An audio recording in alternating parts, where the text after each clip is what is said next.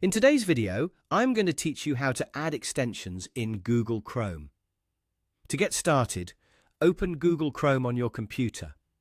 Make sure the browser is fully loaded so you can easily access the menu options at the top right corner.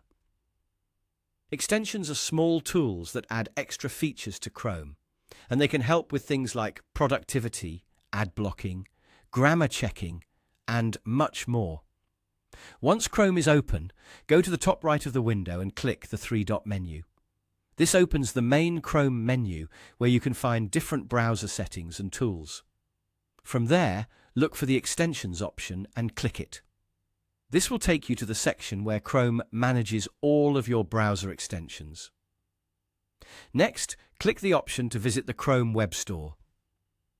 The Chrome Web Store is the official place where you can browse and install extensions safely inside Google Chrome.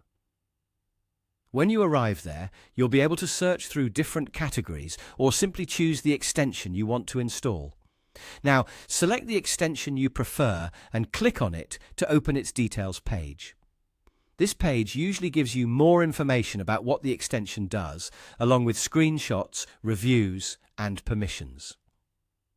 It's a good idea to take a quick look here before installing, so you understand what the extension is for and what access it may need in your browser. When you're ready, click Add to Chrome. Chrome will then show a confirmation message with more details about the extension. To continue, click Add Extension. After that, Chrome will begin installing it automatically, and in most cases, it only takes a few seconds.